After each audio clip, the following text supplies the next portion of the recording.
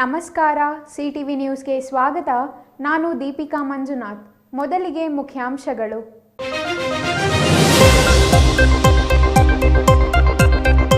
ಕೋಲಾರ ಚಿಕ್ಕಬಳ್ಳಾಪುರ ಹಾಲು ಒಕ್ಕೂಟ ವಿಭಜನೆ ಮಾತು ತಪ್ಪಿದ ಕಾಂಗ್ರೆಸ್. ಚುನಾವಣೆಗೂ ಮೊದಲು ಕೋಚಿಮುಲ್ ವಿಭಜನೆ ಇಲ್ಲ.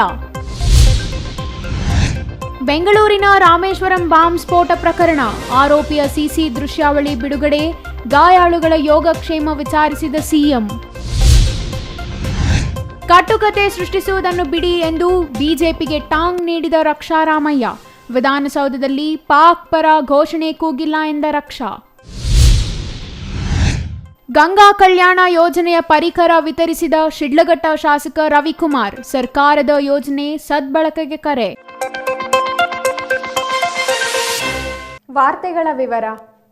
ಸೆಪ್ಟೆಂಬರ್ ನಂತರವೇ ಕೋಚಿಮುಲ್ ವಿಭಜನೆ ಎಂದು ಹೇಳುವ ಮೂಲಕ ರಾಜ್ಯ ಕಾಂಗ್ರೆಸ್ ಸರ್ಕಾರ ಮತ್ತೆ ಮಾತಿಗೆ ತಪ್ಪಿದೆ. ಕೋಚಿಮುಲ್ ವಿಭಜನೆ ನಂತರವೇ ಚುನಾವಣೆ ನಡೆಸಲಾಗುವುದು ಎಂದು ಹೇಳಿದ್ದ ಕಾಂಗ್ರೆಸ್ ನಾಯಕರು ಇದೀಗ ಯಾವುದೇ ಸೂಕ್ತ ಕಾರಣವಿಲ್ಲದೆ ಮತ್ತೆ ಹಾಲು ಒಕ್ಕೂಟದ ವಿಭಜನೆಯನ್ನು ಮುಂದೂಡಿರುವುದು ಹಲವು ಅನುಮಾನಗಳಿಗೆ ಎಡೆ ಮಾಡಿದೆ.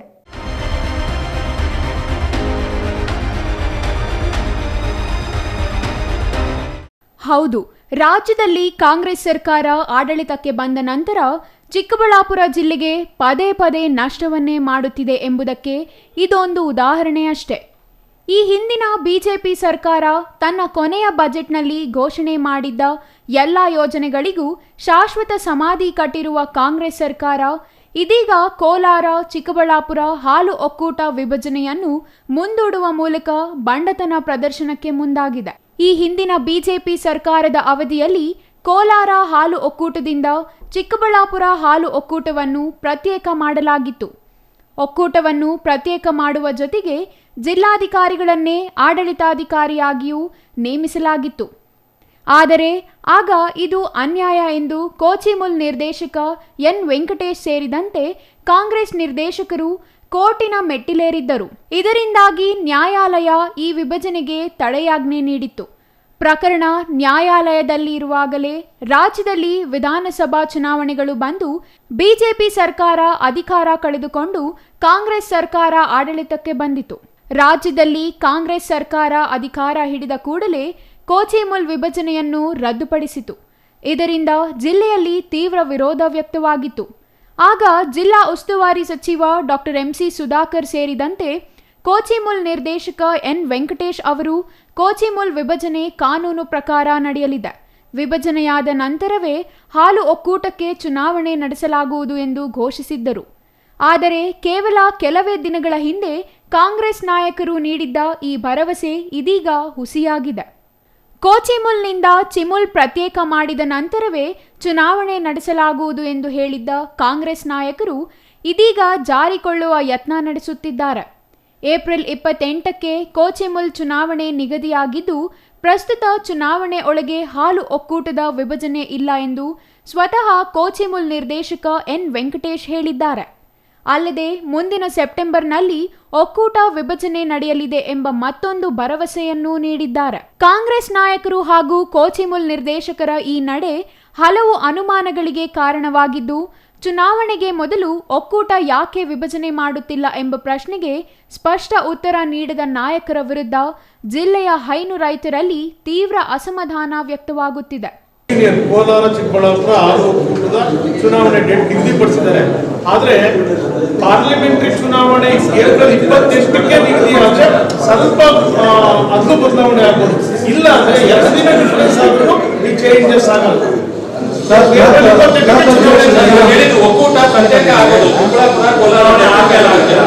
ಅದಕ್ಕೆ ಸ್ಪಷ್ಟೀಕರಣ ಕೊಡ್ತೀನಿ.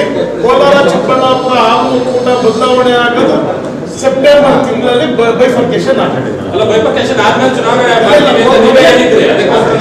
ಅದಕ್ಕೆ ಬರ್ತೀನಿ. ಅದಕ್ಕೆ ಕೋರ್ಟು ಅದಕ್ಕೆ ಒಂದು ಅಧಿಸೂಚನೆ ಹೊರಡಿಸಿ ಜನರಲ್ ಎಜಿಎಂ ಅಲ್ಲಿ ಬೈಫರ್ಕೇಶನ್ ಅಜೆಂಡಾದಲ್ಲಿ ಇಟ್ಟು ಅದನ್ನ ಬೈಫರ್ಕೇಶನ್ ಮಾಡಿಕೊಂಡ್ರೆ ಮಾತ್ರ ಅದು ಬೈಫರ್ಕೇಶನ್ಗೆ ಅಷ್ಟು ಅಂತ ತೋರಿಸಿದ್ದಾರೆ. ಇದು ಎಜಿಎಂ ಅಲ್ಲಿ ಮಾಡಬೇಕು ಅಂತ ಮಿನಿಸ್ಟ್ರು ಇದಕ್ಕೆ ಎಜಿಎಂ ಅಲ್ಲಿ ಮೀಟಿಂಗ್ ಅಲ್ಲಿ ಇಟ್ಕೊಂಡು ಸೆಪ್ಟೆಂಬರ್ ಇಟ್ಕೊಂಡು ಅಕ್ಟೋಬರ್ ಬೈಫರ್ಕೇಶನ್ ಮಾಡಬೇಕು ಅಂತ ಈಗ ಆಲ್ರೆಡಿ ಅವರೆಲ್ಲ ಕೆಲಸ ಕಾರ್ಯಗಳೆಲ್ಲ ಪೂರೈಸಿಕೊಂಡಿದ್ದಾರೆ. ಇನ್ನು ಹಾಲು ಒಕ್ಕೂಟ ಪ್ರತ್ಯೇಕ ಮಾಡಲು ಹಾಲು ಮತ್ತು ಮೊಸರಿನ ಪ್ಯಾಕಿಂಗ್ ಯೂನಿಟ್ ಅಗತ್ಯವಿದೆ. ಈ ಯೂನಿಟ್ ಮಾಡಲು ಅಗತ್ಯವಿರುವ ಭೂಮಿಯನ್ನು ನಂದಿ ಕ್ರಾಸ್ನಲ್ಲಿರುವ ತೋಟಗಾರಿಕೆ ಇಲಾಖೆಯಿಂದ ಪಡೆಯಲು ಸರ್ಕಾರದ ಮಟ್ಟದಲ್ಲಿ ಮಾತುಕತೆ ನಡೆಸಲಾಗಿದೆ. ಇದಕ್ಕೆ ತೋಟಗಾರಿಕಾ ಇಲಾಖೆಯು ಒಪ್ಪಿಗೆ ಸೂಚಿಸಿದ್ದು, ಇದಕ್ಕೆ ಸಂಬಂಧಿಸಿ ಡಿಪಿಆರ್ ಕೂಡ ಸಿದ್ಧಪಡಿಸಲಾಗಿತ್ತು. ನಂದಿ ಕ್ರಾಸ್ನಲ್ಲಿರುವ ಮೆಗಾ ಡೇರಿ ಪಕ್ಕದಲ್ಲಿಯೇ ಇರುವ ತೋಟಗಾರಿಕಾ ಇಲಾಖೆಗೆ ಸೇರಿದ ಜಮೀನು ಹಾಲು ಒಕ್ಕೂಟಕ್ಕೆ ಪಡೆಯುವ ಭರವಸೆ ನೀಡಿದ್ದರು. ಅಲ್ಲದೆ 40 ಕೋಟಿ ವೆಚ್ಚದಲ್ಲಿ ಇದೇ ಜಾಗದಲ್ಲಿ ಹಾಲಿನ ಪ್ಯಾಕಿಂಗ್ ಯೂನಿಟ್ ನಿರ್ಮಿಸುವ ಬಗ್ಗೆಯೂ ಇದೇ ಕೋಚೆಮುಲ್ ನಿರ್ದೇಶಕ ಎನ್ ವೆಂಕಟೇಶ್ ಹೇಳಿದ್ದರು. ಪ್ರತಿನಿತ್ಯ 5 ಲಕ್ಷ ಲೀಟರ್ ಪ್ಯಾಕ್ ಮಾಡುವ ಹಾಲಿನ ಪ್ಯಾಕಿಂಗ್ ಯೂನಿಟ್ ಸ್ಥಾಪನೆ ಮಾಡಿ ಅಲ್ಲಿ ಸೌಲಭ್ಯ ಪಡೆದ ನಂತರವೇ ಒಕ್ಕೂಟ ವಿಭಜನೆ ಮಾಡಬೇಕು ಎಂದು ಕಾಂಗ್ರೆಸ್ ನಿರ್ದೇಶಕರು ಹೇಳಿದ್ದರು. ಆದರೆ ರಾಜ್ಯದಲ್ಲಿ ಕಾಂಗ್ರೆಸ್ ಸರ್ಕಾರ ಅಧಿಕಾರಕ್ಕೆ ಬಂದು 10 ತಿಂಗಳೇ ಕಳೆದರೂ ಈವರೆಗೆ ಹಾಲಿನ ಪ್ಯಾಕಿಂಗ್ ಯೂನಿಟ್ ಸ್ಥಾಪನೆಯಾಗಲಿ, ತೋಟಗಾರಿಕಾ ಜಮೀನು ಮೆಗಾ ಡೈರಿಗೆ ನೀಡುವ ಪ್ರಕ್ರಿಯೆಯಾಗಲಿ ಈವರೆಗೂ ನಡೆದಿಲ್ಲ. ಇನ್ನು ಒಕ್ಕೂಟ ವಿಭಜನೆಯ ನಂತರವೇ ಚುನಾವಣೆ ನಡೆಸಲಾಗುವುದು ಎಂದು ಇದೇ ನಿರ್ದೇಶಕರು ಇದೀಗ ಚುನಾವಣೆಗೆ ಸಿದ್ಧರಾಗುತ್ತಿರುವುದು ಜಿಲ್ಲೆಯ ಹೈನು ರೈತರನ್ನು ಕೆರಳಿಸಿದೆ.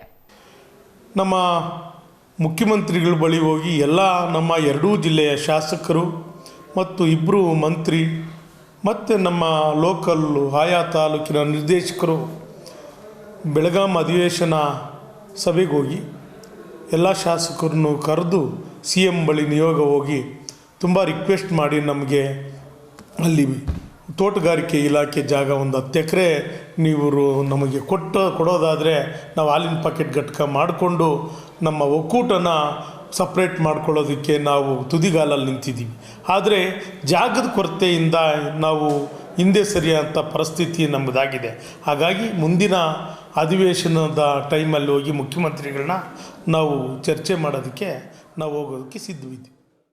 ಮೆಗಾ ಡೇರಿಯಲ್ಲಿ ಹಾಲಿನ ಪ್ಯಾಕಿಂಗ್ ಯೂನಿಟ್ ಮಾಡಲು ಆಡಳಿತ ಮಂಡಳಿ ಸಭೆಯಲ್ಲಿ ಚರ್ಚೆ ನಡೆಸಿ ಡಿಪಿಆರ್ ಕೂಡ ಸಿದ್ಧಪಡಿಸಲಾಗಿತ್ತು. ಮೆಗಾ ಡೇರಿಯಲ್ಲಿ ಯಾವುದೇ ಸೌಲಭ್ಯಗಳಿಲ್ಲದ ಕಾರಣ ಮತ್ತು ಜಾಗದ ಕೊರತೆ ಇರುವ ಕಾರಣ ಒಕ್ಕೂಟದ ವಿಭಜನೆ ಮುಂದೂಡಲಾಗಿದೆ ಎಂದು ಹೇಳಲಾಗಿತ್ತು. ಇದೀಗ ಏಪ್ರಿಲ್ 28ಕ್ಕೆ ಕೋಲಾರ ಚಿಕ್ಕಬಳ್ಳಾಪುರ ಹಾಲು ಒಕ್ಕೂಟದ ಚುನಾವಣೆ ನಿಗದಿಯಾಗಿದೆ. ಇದೇ ದಿನ ಲೋಕಸಭಾ ಚುನಾವಣೆ ಇದ್ದರೆ ಮಾತ್ರ ಹಾಲು ಒಕ್ಕೂಟದ ಚುನಾವಣೆ ಬದಲಾವಣೆ ಆಗಲಿದೆ. ಅದರ ಬದಲಿಗೆ 2 ದಿನಗಳ ವ್ಯತ್ಯಾಸವಿದ್ದರೂ ಈ ದಿನಾಂಕದಲ್ಲಿ ಯಾವುದೇ ಬದಲಾವಣೆ ಆಗದೆ ಒಕ್ಕೂಟದ ಚುನಾವಣೆ ನಡೆಯಲಿದೆ ಎಂದು ಕೋಚೆಮುಲ್ ನಿರ್ದೇಶಕ ಎನ್ ವೆಂಕಟೇಶ್ ಸ್ಪಷ್ಟಪಡಿಸಿದ್ದಾರೆ. ಹಾಗಾದರೆ ಸೆಪ್ಟೆಂಬರ್ ತಿಂಗಳಿಗಾದರೂ ಕೋಲಾರ ಚಿಕ್ಕಬಳ್ಳಾಪುರ ಹಾಲು ಒಕ್ಕೂಟ ಪ್ರತ್ಯೇಕವಾಗಲಿದೆಯಾ? ಸೆಪ್ಟೆಂಬರ್ ವೇಳೆಗೆ ತೋಟಗಾರಿಕಾ ಇಲಾಖೆಯ ಭೂಮಿ ಒಕ್ಕೂಟಕ್ಕೆ ಸಿಗಲಿದೆಯಾ? ಸೆಪ್ಟೆಂಬರ್ ವೇಳೆಗೆ ಹಾಲು ಮತ್ತು ಮೊಸರಿನ ಪ್ಯಾಕಿಂಗ್ ಯೂನಿಟ್ಗಳು ಕಾರ್ಯಾರಂಭ ಮಾಡಲಿವೆಯಾ ಎಂಬ ಪ್ರಶ್ನೆಗಳಿಗೆ ಈ ನಿರ್ದೇಶಕರ ಬಳಿ ಯಾವುದೇ ಉತ್ತರವಿಲ್ಲ. ಆದರೆ ಈ ಹಿಂದೆ ಒಕ್ಕೂಟ ವಿಭಜನೆ ಮಾಡಿಯೇ ಚುನಾವಣೆ ನಡೆಸುವುದಾಗಿ ನೀಡಿದ್ದ ಭರವಸೆಯಂತೆ ಈಗ ಸೆಪ್ಟೆಂಬರ್ಗೆ ವಿಭಜನೆಯಾಗಲಿದೆ ಎಂಬ ಮತ್ತೊಂದು ಭರವಸೆ ನೀಡಿದ್ದು, ಇದಾದರೂ ನಿಜವಾಗಿ ಜಿಲ್ಲೆಯ ಹೈನು ರೈತರ ಕನಸು ನನಸಾಗಲಿದೆಯಾ ಅಥವಾ ಮತ್ತೆ ಇನ್ನೊಂದು ದಿನಾಂಕವನ್ನು ವಿಭಜನೆಗಾಗಿ ನಿಗದಿ ಮಾಡಲಿದ್ದಾರಾ ಎಂಬುದನ್ನು ಕಾದು ನೋಡಬೇಕಿದೆ. ಇನ್ನು ಈ ಹಿಂದಿನ ಬಿಜೆಪಿ ಸರ್ಕಾರ ಜಿಲ್ಲೆಗೆ ನೀಡಿದ್ದ 100 ಕೋಟಿ ರೂಪಾಯಿ ವೆಚ್ಚದ ಅಂತಾರಾಷ್ಟ್ರೀಯ ಮಟ್ಟದ ಹೂವಿನ ಮಾರುಕಟ್ಟೆಯನ್ನು ಕಾಂಗ್ರೆಸ್ ಸರ್ಕಾರ ರದ್ದು ಮಾಡಿದೆ. ಇದಕ್ಕೆ ಶಾಸಕರು ನೀಡಿರುವ ಕಾರಣ ಮಾರುಕಟ್ಟೆಗೆ ಗುರುತಿಸಿದ್ದ ಜಾಗ ಸೂಕ್ತವಾಗಿಲ್ಲ ಎಂಬುದು. ಹಾಗಾದರೆ ಸೂಕ್ತವಾದ ಜಾಗ ಗುರುತಿಸಿ ಮಾರುಕಟ್ಟೆ ಆರಂಭಿಸುವ ಭರವಸೆಯಾಗಿಯೇ ಉಳಿದಿದೆ. ನಂದಿ ಬೆಟ್ಟದ ರೋಪ್ ವೇ ಏನಾಯಿತು ಎಂಬ ಬಗ್ಗೆ ಜಿಲ್ಲೆಯ ಜನತೆಗೆ ಮಾಹಿತಿ ನೀಡುವ ನಾಯಕರೇ ಇಲ್ಲವಾಗಿದ್ದಾರೆ. ಕೋಲಾರ ಚಿಕ್ಕಬಳ್ಳಾಪುರ ಹಾಲು ಒಕ್ಕೂಟ ವಿಭಜನೆ ಕನಸಾಗಿಯೇ ಉಳಿದಿದೆ. ಮುಖ್ಯವಾಗಿ HN ವ್ಯಾಲಿ ತ್ಯಾಜ್ಯ ನೀರು 3 ಹಂತದಲ್ಲಿ ಶುದ್ಧೀಕರಿಸಿ ಜಿಲ್ಲೆಯ ಕೆರೆಗಳಿಗೆ ತುಂಬುವ ಭರವಸೆಯನ್ನು ಹಿಂದಿನ ಬಿಜೆಪಿ ಸರ್ಕಾರ ತನ್ನ ಕೊನೆಯ ಬಜೆಟ್ನಲ್ಲಿ ಹೇಳಿತ್ತು. ಆದರೆ ಕಾಂಗ್ರೆಸ್ ಸರ್ಕಾರ ತ್ಯಾಜ್ಯ ನೀರು 3 ಹಂತದ ಶುದ್ಧೀಕರಣಕ್ಕೂ ತಿಲಾಂಜಲಿ ಇಟ್ಟಿರುವುದು ಜಿಲ್ಲೆಯ ಜನರ ಪಾಲಿಗೆ ಶಾಪವಾಗಿ ಪರಿಣಮಿಸಿದೆ. ಇನ್ನು ರಾಜ್ಯದಲ್ಲಿ ಕಾಂಗ್ರೆಸ್ ಸರ್ಕಾರ ಆಡಳಿತಕ್ಕೆ ಬಂದ ನಂತರ 2 ಬಜೆಟ್ ಮಂಡಿಸಿದ್ದು, 2 ಬಜೆಟ್ನಲ್ಲಿ ಈ ಹಿಂದಿನ ಬಿಜೆಪಿ ಸರ್ಕಾರ ಘೋಷಿಸಿದ್ದ ಶಿಡ್ಲಘಟ್ಟ ರೇಷ್ಮೆಗೂಡಿನ ಮಾರುಕಟ್ಟೆಯನ್ನು ಮತ್ತೆ ಘೋಷಿಸಿರುವುದು ಹೊರತುಪಡಿಸಿದರೆ ನಯಾ ಪೈಸೆ ಜಿಲ್ಲೆಗೆ ನೀಡಿಲ್ಲ ಎಂಬ ಆರೋಪವಿದೆ. ಆದರೂ ಶಾಸಕ ಪ್ರದೀಪ್ ಈಶ್ವರ್ ಅವರು ಸದನದಲ್ಲಿ ಮುಖ್ಯಮಂತ್ರಿಗಳನ್ನು ಪುಂಖಾನುಪುಂಖವಾಗಿ ಹೊಗಳಿರುವುದು ಚಿಕ್ಕಬಳ್ಳಾಪುರ ಜಿಲ್ಲೆಯ ಜನತೆಯಲ್ಲಿ ತೀವ್ರ ಅಸಮಾಧಾನ ಮೂಡಿಸಿದೆ. ಒಟ್ನಲ್ಲಿ ಕಾಂಗ್ರೆಸ್ ಸರ್ಕಾರ ಅಧಿಕಾರಕ್ಕೆ ಬಂದ ನಂತರ ಚಿಕ್ಕಬಳ್ಳಾಪುರ ಜಿಲ್ಲೆ ಪಡೆದಿರುವುದಕ್ಕಿಂತ ಕಳೆದುಕೊಂಡಿರುವುದೇ ಹೆಚ್ಚಾಗಿದ್ದು, ಇನ್ನಾದರೂ ಶಾಸಕ ಪ್ರದೀಪ್ ಈಶ್ವರ್ ಅವರು ಸದನದಲ್ಲಿ ಜಿಲ್ಲೆಯ ಅಭಿವೃದ್ಧಿಯ ಬಗ್ಗೆ ಮಾತನಾಡಿ ಅನುದಾನ ತರಲು ಪ್ರಯತ್ನ ನಡೆಸುತ್ತಾರೆ ಗೊತ್ತಿಲ್ಲ. Jangalahalli Ashwath, CTV news, Chikkaballapura. ಬೆಂಗಳೂರಿನ ರಾಮೇಶ್ವರ ಕೆಫೆಯಲ್ಲಿ ಬಾಂಬ್ ಬ್ಲಾಸ್ಟ್ ನಡೆದ ಹಿನ್ನೆಲೆ ದೇವನಹಳ್ಳಿಯ ಕೆಂಪೇಗೌಡ ಅಂತಾರಾಷ್ಟ್ರೀಯ ವಿಮಾನ ನಿಲ್ದಾಣದಲ್ಲಿ ಹೈ ಅಲರ್ಟ್ ಘೋಷಣೆ ಮಾಡಲಾಗಿದೆ.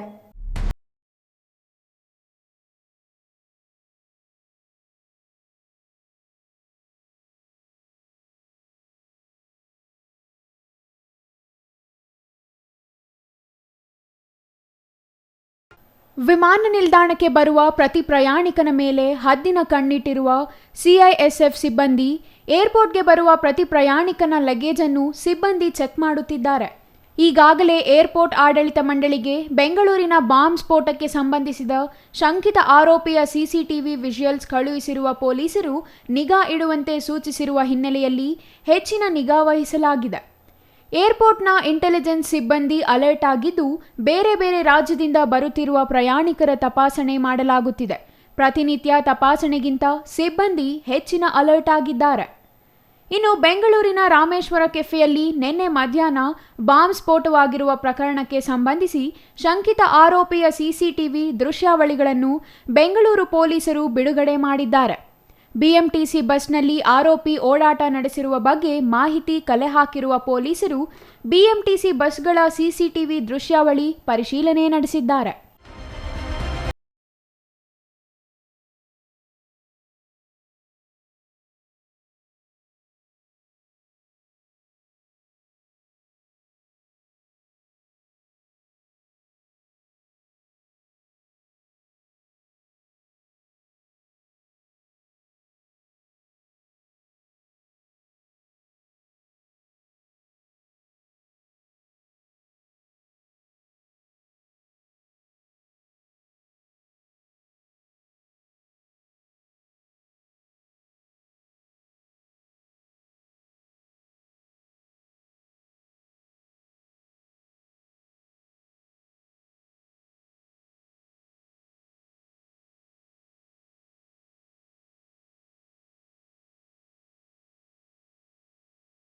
ಬಾಂಬ್ ಸ್ಫೋಟದಲ್ಲಿ ಗಾಯಗೊಂಡು ವಿವಿಧ ಆಸ್ಪತ್ರೆಗಳಲ್ಲಿ ಚಿಕಿತ್ಸೆ ಪಡೆಯುತ್ತಿರುವ ಗಾಯಾಳುಗಳ ಆರೋಗ್ಯವನ್ನು ಮುಖ್ಯಮಂತ್ರಿ ಸಿದ್ದರಾಮಯ್ಯ ಶನಿವಾರ ಆಸ್ಪತ್ರೆಗೆ ಭೇಟಿ ನೀಡಿ ವಿಚಾರಣೆ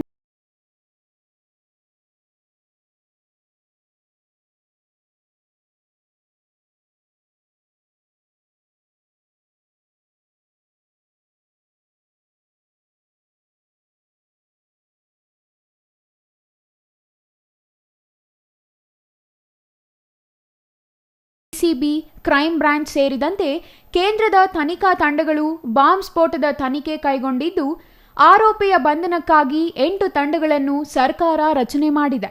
ಆರೋಪಿ ಬಸ್ನಲ್ಲಿ ಬಂದು ಇಳಿದು ನಂತರ ನಡೆದುಕೊಂಡೇ ರಾಮೇಶ್ವರ ಕೆಫೆಗೂ ಬಂದಿರುವ ದೃಶ್ಯಾವಳಿಗಳು ಸಿಸಿ ಕ್ಯಾಮೆರಾದಲ್ಲಿ ಸೆರೆಯಾಗಿದ್ದು, ರಾಮೇಶ್ವರ ಕೆಫೆಯಲ್ಲಿ ರವೆ ಇಡ್ಲಿ ತಿಂದು ಬಾಂಬ್ ಇಟ್ಟು ಹೋಗಿರುವ ಬಗ್ಗೆ ಪೊಲೀಸರು ಮಾಹಿತಿ ಕಲೆ ಹಾಕಿದ್ದಾರೆ. ಶಂಕಿತ ಆರೋಪಿ ಮಿಸ್ಟರ್ 10 ಎಂದು ಬರೆದಿರುವ ಟೋಪಿ ಹಾಕಿದ್ದು, ಕಪ್ಪು ಬಣ್ಣದ ಮಾಸ್ಕ್ ಮತ್ತು ಕಪ್ಪು ಕೂಲಿಂಗ್ ಗ್ಲಾಸ್ ಹಾಕಿರುವ ಕಾರಣ ಶಂಕಿತನ ಮುಖಚರ್ಯೆ ಸಿಸಿಟಿವಿಯಲ್ಲಿ ದಾಖಲಾಗಿಲ್ಲ ಎಂದು ಹೇಳಿರುವ ಪೊಲೀಸರು ಪೂರ್ವ ಸಿದ್ಧತೆಯಿಂದಲೇ ಆರೋಪಿ ಬಂದು ಬಾಂಬ್ ಇಟ್ಟಿರುವ ಶಂಕೆಯನ್ನು ಪೊಲೀಸರು ವ್ಯಕ್ತಪಡಿಸಿದ್ದಾರೆ. ಇನ್ನು ಬಾಂಬ್ ಸ್ಫೋಟದಲ್ಲಿ ಗಾಯಗೊಂಡಿದ್ದ 9 ಮಂದಿಯಲ್ಲಿ 3 ಗುಣಮುಖರಾಗಿ ಈಗಾಗಲೇ ಆಸ್ಪತ್ರೆಯಿಂದ ಡಿಸ್ಚಾರ್ಜ್ ಆಗಿದ್ದು, ಉಳಿದವರು ಪ್ರಾಣಾಪಾಯದಿಂದ ಪಾರಾಗಿದ್ದಾರೆ ಎಂದು ಆಸ್ಪತ್ರೆ ಮೂಲಗಳು ತಿಳಿಸಿವೆ. News bureau, CTV news, Chikkaballapura. ಊಹೆ ಮಾಡಿಕೊಂಡು ಕಟ್ಟುಕತೆ ಕಟ್ಟುವುದನ್ನು ನಿಲ್ಲಿಸಿದರೆ ಸಾಕಷ್ಟು ಸಮಸ್ಯೆಗಳಿಗೆ ಪರಿಹಾರ ದೊರೆಯಲಿದೆ ಎಂದು ಯುವ ಕಾಂಗ್ರೆಸ್ ರಾಷ್ಟ್ರೀಯ ಪ್ರಧಾನ ಕಾರ್ಯದರ್ಶಿ ಎಂಎಸ್ ರಕ್ಷಾರಾಮಯ್ಯ ಅಭಿಪ್ರಾಯಪಟ್ಟಿದ್ದಾರೆ.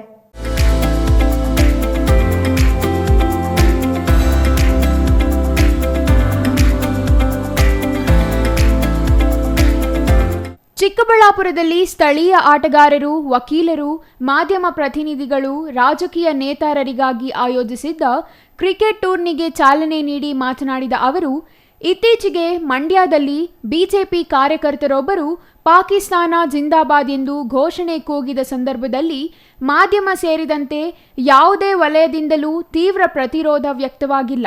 ಆದರೆ ವಿಧಾನಸೌಧದಲ್ಲಿ ನಾಸೀರ್ ಸಾಬ್ ಜಿಂದಾಬಾದ್ ಎಂದು ಕೂಗಿದ್ದನ್ನು ಬೇರೆ ಬೇರೆ ರೀತಿಯಲ್ಲಿ ಅರ್ಥೈಸಿಕೊಂಡು ವಿವಾದ ಸೃಷ್ಟಿಸಲಾಗಿದೆ. ತಮ್ಮದೇ ಆದ ರೀತಿಯಲ್ಲಿ ಕಲ್ಪನೆ ಮಾಡಿಕೊಂಡು ಕಟ್ಟುಕತೆ ಸೃಷ್ಟಿಸಿ ಪ್ರಕರಣಕ್ಕೆ ವಿವಾದದ ಸ್ವರೂಪ ನೀಡಲಾಗಿದೆ ಎಂದರು. ನಮಗೆ ದೇಶ ಮೊದಲು, ಆ ನಂತರ ಉಳಿದಿದ್ದು. ವಿಧಾನಸೌಧ ಪ್ರಕರಣದ ಬಗ್ಗೆ FSLನಿಂದ ಧ್ವನಿ ಪರೀಕ್ಷೆ ನಡೆಯುತ್ತಿದ್ದು, ವೈಜ್ಞಾನಿಕ ತನಿಖೆ ಆಗಿ ವರದಿ ಬಂದ ನಂತರ ನಮ್ಮ ಸರ್ಕಾರ ತಪ್ಪಿತಸ್ಥರು ಎಂದು ಕಂಡುಬಂದಲ್ಲಿ ಯಾವುದೇ ಮುಲಾಜಿಲ್ಲದೆ ಸೂಕ್ತ ಕ್ರಮ ಜರುಗಿಸಲಿದೆ. ಇಂತಹ ಪ್ರಕರಣಗಳಲ್ಲಿ ಕಟ್ಟುಕತೆ ಕಟ್ಟುವುದನ್ನು ನಿಲ್ಲಿಸಿದರೆ ಸಾಕಷ್ಟು ಸಮಸ್ಯೆಗಳಿಗೆ ಪರಿಹಾರ ದೊರೆಯಲಿದೆ ಎಂದು ಹೇಳಿದರು. ಅದು ಪಾಕಿಸ್ತಾನ ಜಿಂದಾಬಾದ್ ಅಂತ ಕೂಗಿಲ್ಲ, ಅದು ಕೂಗು ಬೇರೆ ತರ ಕೇಳಿ ಬಂದಿದೆ. ಅದನ್ನ FSL ರಿಪೋರ್ಟ್ಗಳು ಬರಲಿ, FSL ರಿಪೋರ್ಟ್ಗಳು ಬಂದು ಅದ್ರ ಪ್ರಕಾರ ಏನೇ ಒಂದು ಕೆಟ್ಟ ಆಕ್ಷನ್ ಆಗಿದೆ ಎತ್ಕೊಳ್ಳಿ. ನಾಸಿರ್ ಸಾಬ್ ಜಿಂದಾಬಾದ್ಗೆ ಪಾಕಿಸ್ತಾನ ಜಿಂದಾಬಾದ್ಗೆ ವ್ಯತ್ಯಾಸ ಇದೆ. ಆದರೆ ಕೆಲವು ಕಡೆ ಮೈಕ್ಗಳು ಕರೆಕ್ಟಾಗಿ ಕೇಳಿಸಿರ್ಬೋದು. ಅದು ಎಲ್ಲ ಸೈಂಟಿಫಿಕ್ ಟೆಸ್ಟ್ಗಳಾಗಲಿ, FSL ಟೆಸ್ಟ್ ರಿಪೋರ್ಟ್ ಬಂದ ಮೇಲೆ ಅದ್ರ ಮುಂದಿನ ಡಿಸಿಷನ್ಗಳಾಗಲಿ. ಯಾಕೆ ಮೊನ್ನೆ BJP ಅವ್ರ ಕಾರ್ಯಕ್ರಮದಲ್ಲಿ ಪಾಕಿಸ್ತಾನ ಜಿಂದಾಬಾದ್ ಹೇಳಿದ್ರಲ್ಲ, ಅವಾಗ ಏನಕ್ಕೆ ದೊಡ್ಡ ವಿಷಯ ಆಗಲ್ಲ? ಕಾಂಗ್ರೆಸ್ ಅವ್ರು ಮಾಡಿದ್ರೆ ತಪ್ಪು. ಅದೇ BJP 6 ತಿಂಗಳು ಮುಂಚೆ ಅದೇ ಪಾಕಿಸ್ತಾನ ಜಿಂದಾಬಾದ್ ಕೂಗ್ ಬಂದಿದೆ. ಅದಿನೇನಕ್ಕೆ ಮೀಡಿಯಾ ನಮ್ಮ ಮಾಧ್ಯಮದ ಮಿತ್ರರು ಕೇಳಲ್ಲ? ತಪ್ಪು. ಎರಡೂ ಈಕ್ವಲ್ ಆಗಿರ್ಬೇಕು. ಯಾಕೆ ನಮ್ಮ ಪಾಕಿಸ್ತಾನ ಏನಕ್ಕೆ ಹೇಳ್ಬೇಕ್ರಿ? ಅದು ಎಲ್ಲರೂ ಗೊತ್ತಾಗಬೇಕು ಜನಕ್ಕೆ. ಸ್ವಲ್ಪ ಸೀರಿಯಸ್ನೆಸ್ಸು ಇದ್ದು ಮಾತಾಡಬೇಕು. ಇಲ್ಲಾಂದ್ರೆ ಚಿಕ್ಕ ಚಿಕ್ಕ ವಿಷಯಗಳಿಗೆ ಹೇಳ್ಕೊಂಡು ಮೇನ್ ಸ್ಟ್ರೀಮ್ ಇರ್ಬೋದು, ನಮ್ಮ ಈ ಭಕ್ತರಂತಾರೆ ಅವ್ರುಗಳಿರ್ಬೋದು, ಅದು ಇಮ್ಯಾಜಿನೇಟಿವ್ ಥಿಂಕಿಂಗ್ ಅಂತಾರೆ. ಅವರೇ ಒಂದು ಊಹೆ ಮಾಡಿಕೊಂಡು ಹಿಂಗೆ ಒಂದು ಕತೆ ಕಟ್ಟೋದು, ಅದು ನಿಲ್ಲಿಸ್ಬೇಕು ಫಸ್ಟ್. ಚಿಕ್ಕಬಳ್ಳಾಪುರ ಮತ್ತು ಬೆಂಗಳೂರು ಗ್ರಾಮಾಂತರ ಜಿಲ್ಲೆಯಲ್ಲಿ ಕಾಂಗ್ರೆಸ್ ಕಾರ್ಯಕರ್ತರು ಒಗ್ಗಟ್ಟಾಗಿದ್ದು ಯಾವುದೇ ಸಮಸ್ಯೆ ಇಲ್ಲ. ಪಕ್ಷಕ್ಕಾಗಿ ದುಡಿದ ನಿಷ್ಠಾವಂತರಿಗೆ ಸೂಕ್ತ ಸ್ಥಾನ ದೊರೆಯಲಿದ್ದು ಯಾರಿಗೂ ಅನ್ಯಾಯವಾಗುವುದಿಲ್ಲ. ಕಾಂಗ್ರೆಸ್ ಪಕ್ಷ ಸಮುದ್ರವಿದ್ದಂತೆ. ಮುಖ್ಯಮಂತ್ರಿ ಸಿದ್ದರಾಮಯ್ಯ, ಉಪಮುಖ್ಯಮಂತ್ರಿ DK ಶಿವಕುಮಾರ್ ಅವರ ಜೊತೆ ಈಗಾಗಲೇ ಈ ಕುರಿತು ಚರ್ಚಿಸಿದ್ದು, ಸ್ಥಳೀಯರಿಗೆ ಅವಕಾಶ ನೀಡಲು ಸಾಕಷ್ಟು ಕಾರ್ಯಕ್ರಮಗಳಿವೆ. 3-4 ದಿನಗಳಲ್ಲಿ ಸೂಕ್ತ ತೀರ್ಮಾನ ಹೊರಹೊಮ್ಮಬಹುದು ಎಂದು MS ರಕ್ಷಾರಾಮಯ್ಯ ಆಶಯ ವ್ಯಕ್ತಪಡಿಸಿದರು. ಇದ್ರ ಬಗ್ಗೆ ಅಸಮಾಧಾನ ಕೇಳ್ಪಟ್ಟಿದ್ದೀನಿ, ನಿಮ್ಮ ಮಾಧ್ಯಮದ ಮಂತ್ರ ನೋಡಿದೀವಿ, ಎಲ್ಲ ನಾಯಕರ ಹತ್ರ ಡಿಸ್ಕಸ್ಗಳು ಮಾಡಿದೀವಿ. ಅದನ್ನ ನಮ್ಮ ವರಿಷ್ಠರು ಒಂದು ಡಿಸಿಷನ್ ಎತ್ಕೊಂಡು ಇವಾಗ ಹೇಳಿದ್ದಾರೆ. ಅದ್ರ ಪ್ರಕಾರ ಬೇರೆ ಬೇರೆ ಪ್ರಶ್ನೆಗಳು ಬಂದಿದ್ದಾವೆ. ಅದನ್ನ ಮುಂದಿನ ಬರುವ ದಿನಗಳಲ್ಲಿ ಅದು ಹೆಂಗೆ ಪ್ಲೇಔಟ್ ಆಗುತ್ತೆ ನೋಡಿ. ನಿಮಗೆ ಅದು ಲೋಕಲ್ ಆಗಿ ಎಲ್ಲರೂ ಒಗ್ಗಟ್ಟಲ್ಲೇ ಇದ್ದಾರೆ. ಆದರೆ ಒಗ್ಗಟ್ಟೇನೆಂದರೆ ನಮ್ಮ ಚಿಕ್ಕಬಳ್ಳಾಪುರ ಜನತೆಗೆ ಒಂದು ಐಡೆಂಟಿಫೈ ಆಗಿ ಅವ್ರಿಗೆ ಒಂದು ಡೆಫಿನೆಟಿವ್ ಆಗಿ ಕೊಡಬೇಕು. ಆ ಮುಖಾಂತರ ಇವತ್ತು ಬಹಳಷ್ಟು ಕಾರ್ಯಕ್ರಮಗಳಿದ್ದಾವೆ. ಮಾನ್ಯ ಮುಖ್ಯಮಂತ್ರಿಗಳು, ಉಪಮುಖ್ಯಮಂತ್ರಿಗಳ ಒಂದು ಆದೇಶದ ಮೇರೆಗೆ ಆ ಡಿಸಿಷನ್ನ ಏನಾಗುತ್ತೋ ಬರೋ 2-3 ದಿನಗಳಲ್ಲಿ ಗೊತ್ತಾಗುತ್ತೆ. Jangalahalli Ashwath, CTV news, Chikkaballapur. ಶಿಡ್ಲಘಟ್ಟ ನಗರದ ಪ್ರವಾಸಿ ಮಂದಿರದ ಆವರಣದಲ್ಲಿ ಭೋವಿ ಅಭಿವೃದ್ಧಿ ನಿಗಮದಿಂದ ರೈತರಿಗೆ ಪಂಪ್, ಮೋಟಾರ್, ಪೈಪ್ ಇನ್ನಿತರೆ ಪರಿಕರಗಳನ್ನು ವಿತರಣೆ ಮಾಡಲಾಯಿತು.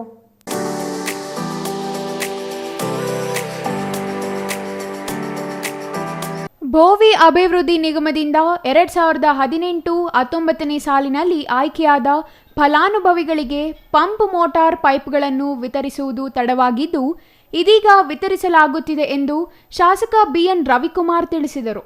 ರಾಜ್ಯ ಸರ್ಕಾರ ರೈತರನ್ನು ಗಮನದಲ್ಲಿಟ್ಟುಕೊಂಡು ವಿವಿಧ ಅಭಿವೃದ್ಧಿ ನಿಗಮಗಳಿಂದ ಗಂಗಾ ಕಲ್ಯಾಣ ಯೋಜನೆಯಡಿ ಕೊಳವೆ ಬಾವಿ ಕೊರೆಸಿ ವಿದ್ಯುತ್ ಸಂಪರ್ಕ ನೀಡಿ ಪಂಪ್, ಮೋಟಾರ್, ಪೈಪುಗಳನ್ನು ನೀಡಿ ಕೃಷಿ ಕಾಯಕ ನಡೆಸಿ ಬದುಕನ್ನು ಕಟ್ಟಿಕೊಳ್ಳಲು ಅವಕಾಶ ಮಾಡಿಕೊಡುತ್ತಿದೆ ಎಂದರು. ಇದರಿಂದ ಸಾಕಷ್ಟು ರೈತರಿಗೆ ಬಹಳಷ್ಟು ಅನುಕೂಲ ಆಗಲಿದ್ದು, ಅರ್ಹ ಫಲಾನುಭವಿಗಳನ್ನು ಆಯ್ಕೆ ಮಾಡುವ ಹೊಣೆ ನಮ್ಮದು.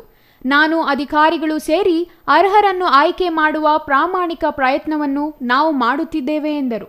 2018-19 ಸಾಲಿನಲ್ಲಿ ಆಯ್ಕೆಯಾಗಿದ್ದ 10 ಮಂದಿ ರೈತ ಫಲಾನುಭವಿಗಳಿಗೆ ಪಂಪ್, ಮೋಟಾರ್, ಪೈಪುಗಳನ್ನು ವಿತರಿಸಲಾಯಿತು. ಇವತ್ತು ಸರ್ಕಾರದವರು ಯಾವುದೇ ಒಂದು ಯೋಜನೆ ಕೊಡಬೇಕಾದ್ರೆ ಅಲ್ಲಿ ಕಾಂಟ್ರಾಕ್ಟರ್ಸ್ಗೆ ತಾವು ಇಂತಿಂತ ಕಂಪನಿಗಳು ಮುಖಾಂತರ ಮೋಟರ್ಗಳು ಮತ್ತು ಪೈಪ್ಗಳು ಕೊಡ್ಬೇಕಂತ ಅವರು ಒಂದು ಆದೇಶವನ್ನು ಕೊಟ್ಟಿರ್ತಾರೆ. ಆ ಆದೇಶವನ್ನ ಏನು ಅವ್ರು ಕೊಟ್ಟಿರ್ತಕ್ಕಂಥ ಆದೇಶವನ್ನ ಪಾಲನೆ ಮಾಡ್ತಕ್ಕಂಥ ಕೆಲಸ ಆಗಬೇಕು. ಇವತ್ತು ಪಾಪ ರೈತರು 1,500 ಅಡಿಯಿಂದ ನೀರು ತೆಗೆದು ಇವತ್ತು ಬೆಳೆ ಬೆಳೆದು ಈ ಬೆಳೆ ಇದ್ರೆ ಇವತ್ತು ಬಹಳಷ್ಟು ಕಷ್ಟದಲ್ಲಿದ್ದಾರೆ. ರೈತರಿಗೆ ಅನುಕೂಲ ಆಗಲಿ ಅನ್ನೋ ಒಂದು ನಿಟ್ಟಿನಲ್ಲಿ ಇವತ್ತು ಅಧಿಕಾರಿಗಳು ನಾವು ಪ್ರಾಮಾಣಿಕತೆಯಿಂದ ಕೆಲಸವನ್ನು ಮಾಡ್ತೀವಿ. ಛಾಯಾ ರಮೇಶ್, CTV ನ್ಯೂಸ್, ಶಿಡ್ಲಘಟ್ಟ.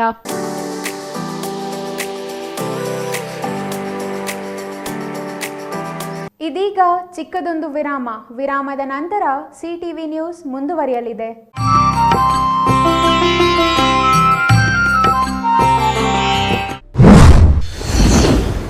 ಅದು ಭಕ್ತ ಪ್ರಹ್ಲಾದನಿಗಾಗಿ ಅವತಾರ ತಾಳಿದ ನಾರಸಿಂಹ ನೆಲೆಸಿದ ಕ್ಷೇತ್ರ.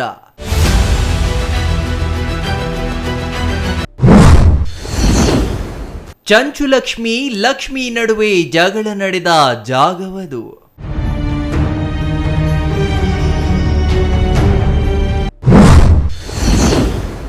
ಅಲ್ಲಿನ ಕಲ್ಯಾಣಿಯ ನೀರು ಸಾಕ್ಷಾತ್ ಗಂಗಾ ನದಿಯ ನೀರಿನಷ್ಟೇ ಪವಿತ್ರ.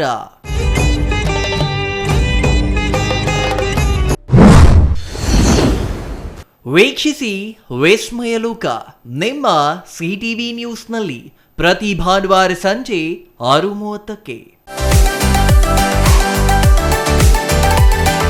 ಮಾಲೂರು ತಾಲೂಕಿನ ಚಿಕ್ಕ ತಿರುಪತಿಯ ಶ್ರೀ ಪ್ರಸನ್ನ ವೆಂಕಟರಮಣ ಸ್ವಾಮಿ ದೇವಾಲಯದಲ್ಲಿ ಕರ್ನಾಟಕ ಸರ್ಕಾರ ಧಾರ್ಮಿಕ ದತ್ತಿ ಇಲಾಖೆಯಿಂದ ಮಾಂಗಲ್ಯ ಭಾಗ್ಯ ಉಚಿತ ಸರಳ ಸಾಮೂಹಿಕ ವಿವಾಹ ಕಾರ್ಯಕ್ರಮವನ್ನು ಏರ್ಪಡಿಸಲಾಗಿದೆ.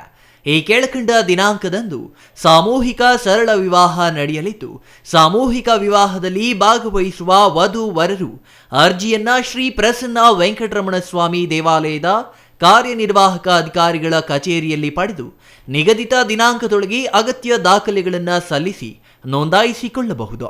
ವಿವಾಹ ನಡೆಯುವ ದಿನಾಂಕ 22/3/2024. ಮುಹೂರ್ತದ ಸಮಯ 12:05ರಿಂದ 12:40ರವರೆಗೆ.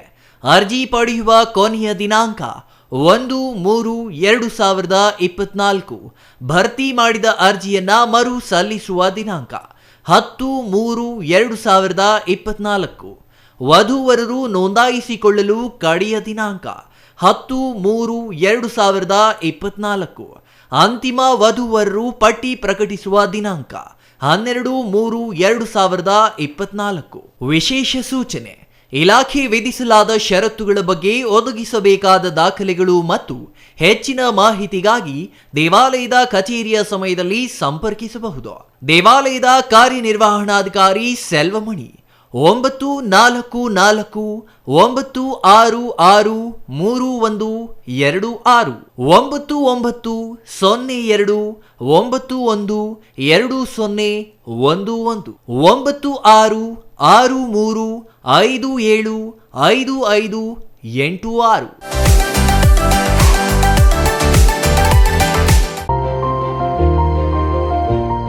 Jain mission hospital, Jain mission ಟ್ರಸ್ಟ್ನ ಲಾಭರಹಿತ ಉಪಕ್ರಮ, BB ರಸ್ತೆ, ಚಿಕ್ಕಬಳ್ಳಾಪುರ.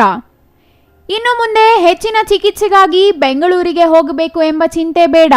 ಚಿಕ್ಕಬಳ್ಳಾಪುರದ ಮೊಟ್ಟ ಮೊದಲ ಅತ್ಯಾಧುನಿಕ ತಂತ್ರಜ್ಞಾನ, ಗುಣಮಟ್ಟದ ವೈದ್ಯಕೀಯವನ್ನು ಒಳಗೊಂಡ ಏಕೈಕ ಆಸ್ಪತ್ರೆ ಜೈನ್ ಮಿಷನ್ ಹಾಸ್ಪಿಟಲ್. ದಿನದ 24 ಗಂಟೆಗಳು ನೆಬುಲೈಸೇಷನ್, ಹೆರಿಗೆ, ICU, ಟ್ರಾಮ್ ಸೆಂಟರ್, ಆಂಬ್ಯುಲೆನ್ಸ್ ಸೇವೆಗಳು ಲಭ್ಯವಿದೆ. ಜೈನ್ ಮಿಷನ್ ಆಸ್ಪತ್ರೆಯು 4 ಅಂತಸ್ತಿನ ಕಟ್ಟಡವನ್ನು ಒಳಗೊಂಡಿದ್ದು 100 ಹಾಸಿಗೆಗಳುಳ್ಳ ಸುಸಜ್ಜಿತವಾದ ಆಸ್ಪತ್ರೆಯಾಗಿದೆ. ಅಲ್ಲದೆ ಸುಧಾರಿತ ಲ್ಯಾಬ್ ಸೌಲಭ್ಯಗಳು, ಎಕ್ಸ್ರೇ, OT ಕಾಂಪ್ಲೆಕ್ಸ್, ಲ್ಯಾಬ್ ಸೇವೆಗಳು, ಒಳಗಿನ ರೋಗಿಗಳು, ಸಾಮಾನ್ಯ ಸೇವೆಗಳು ಲಭ್ಯವಿದೆ. 24 ಗಂಟೆಗಳ ತುರ್ತು ಸೇವೆಗಳು, ICU, NICU, ಅಪಘಾತ ಮತ್ತು ತುರ್ತು ಚಿಕಿತ್ಸೆ, pharmacy, ambulance. Ramu's furniture paradise, ರಾಗ ಬಿಲ್ಡಿಂಗ್, BB ರಸ್ತೆ, ಚಿಕ್ಕಬಳ್ಳಾಪುರ. ನಮ್ಮ ಸಂಸ್ಥೆಯು 1994ರಿಂದ ಚಿಕ್ಕಬಳ್ಳಾಪುರ ಜಿಲ್ಲಾದ್ಯಂತ ಗ್ರಾಹಕರ ಬೇಡಿಕೆಗಳಿಗೆ ಅನುಗುಣವಾಗಿ ಗುಣಮಟ್ಟದಲ್ಲಿ ಯಾವುದೇ ರಾಜಿ ಇಲ್ಲದೆ ಉತ್ತಮ ಸೇವೆಯನ್ನ ಸಲ್ಲಿಸುತ್ತಾ ಬಂದಿದೆ. ನಮ್ಮಲ್ಲಿ ಆಕರ್ಷಕ ಕಲಾತ್ಮಕ ವಿನ್ಯಾಸಗಳುಳ್ಳ ವಿವಿಧ ಮಾದರಿಯ ಗೃಹಾಲಂಕಾರ teak wood furnitures, sofa set, dining tables, leather sofa set, office furnitures ಮತ್ತು ಬೆಡ್ರೂಮ್ ವಾರ್ಡ್ರೋಬ್ಸ್ ಅಂಡ್ ಕಾಟ್ಸ್ ಮತ್ತು ಇಟಾಲಿಯನ್ ಕಿಚನ್ ಮತ್ತು ನಿಮ್ಮ ಮನೆಯ ಎಲ್ಲ ಇಂಟೀರಿಯರ್ ಡಿಸೈನ್ ಅನ್ನ ನಿಮ್ಮ ಮನಸ್ಸಿಗೊಪ್ಪುವಂತೆ ಕೇವಲ 15 ದಿನಗಳಲ್ಲಿ ಮಾಡಿಕೊಡಲಾಗುತ್ತದೆ. ಜರ್ಮನ್ ಯಂತ್ರೋಪಕರಣಗಳಿಂದ ಕೂಡಿದ ಸ್ವಂತ ಫ್ಯಾಕ್ಟರಿಯನ್ನ ಹೊಂದಿದ್ದು ಎಲ್ಲ ರೀತಿಯ ಗ್ರಾಹಕರ ಕೈಗೆಟುಕುವ ಬೆಲೆಗಳಿಗೆ ತಕ್ಕಂತೆ ಫರ್ನಿಚರ್ಸ್ ಹಾಗೂ ಇಂಟೀರಿಯರ್ ಅನ್ನ ಮಾಡಿಕೊಡಲಾಗುತ್ತದೆ. ಇನ್ನೇಕೆ ತಡ, ಹಿಂದೆ ಭೇಟಿ ಕೊಡಿ ರಾಮೂಸ್ ಫರ್ನಿಚರ್ಸ್ ಪ್ಯಾರಡೈಸ್, ರಾಗ ಬಿಲ್ಡಿಂಗ್, ಬಿಬಿ ರಸ್ತೆ, ಚಿಕ್ಕಬಳ್ಳಾಪುರ. ವಿರಾಮದ ನಂತರ ಮತ್ತೆ ಸಿಟಿವಿ ನ್ಯೂಸ್ಗೆ ಸ್ವಾಗತ. ಚಿಕ್ಕಬಳ್ಳಾಪುರ ತಾಲೂಕಿನ ಮೈಲಪ್ಪನಹಳ್ಳಿಯಲ್ಲಿ ತಡರಾತ್ರಿ ಮುನೇಶ್ವರ ದೇವಾಲಯ ಹಾಗೂ ಆಂಜನೇಯ ದೇವಸ್ಥಾನಗಳಲ್ಲಿ ಹುಂಡಿ ಹಾಗೂ ಇತರೆ ವಸ್ತುಗಳು ಕಳುವಾಗಿವೆ.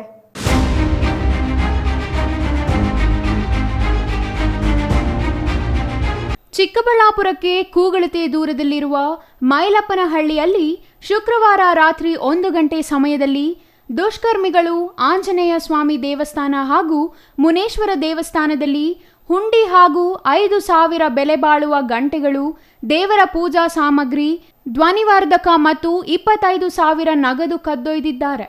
ಎಂದಿನಂತೆ ಬೆಳಗ್ಗೆ ದೇವಸ್ಥಾನದ ಬಳಿ ನರಸಿಂಹಪ್ಪ ಬಂದು ನೋಡಿದಾಗ ಬಾಗಿಲನ್ನು ಕಬ್ಬಿಣದ ರಾಡ್ನಿಂದ ಮುರಿದು ಒಳಗಡೆ ನುಗ್ಗಿ ದೇವಸ್ಥಾನದಲ್ಲಿರುವ ಗಂಟೆಗಳು ಹಾಗೂ ಹುಂಡಿಯಲ್ಲಿರುವ ಹಣವನ್ನು ಕದ್ದಿದ್ದಾರೆ.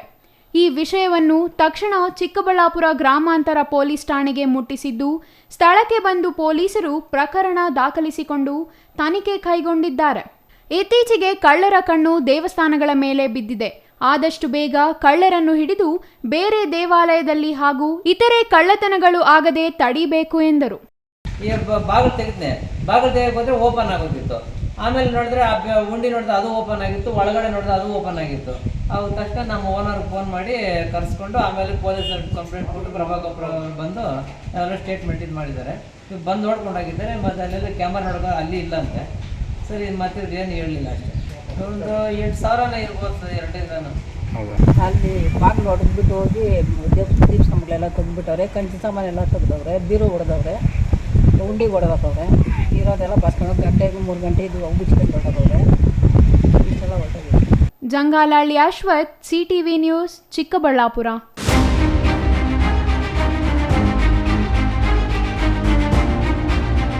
ಬಾಗೇಪಲ್ಲಿ ತಾಲೂಕಿನ 6ನೇ ಕನ್ನಡ ಸಾಹಿತ್ಯ ಸಮ್ಮೇಳನದಲ್ಲಿ ಬಾಗೇಪಲ್ಲಿ ಹೆಸರು ಬದಲಿಸಿ ಭಾಗ್ಯನಗರವನ್ನಾಗಿ ಮರುನಾಮಕರಣ ಮಾಡಲು ಸರ್ಕಾರದ ಜತೆ ಚರ್ಚಿಸಿ ತೀರ್ಮಾನ ಕೈಗೊಳ್ಳುವ ಭರವಸೆಯನ್ನು ಶಾಸಕ ಎಸ್ಎನ್ ಸುಬ್ಬಾರೆಡ್ಡಿ ನೀಡಿದರು.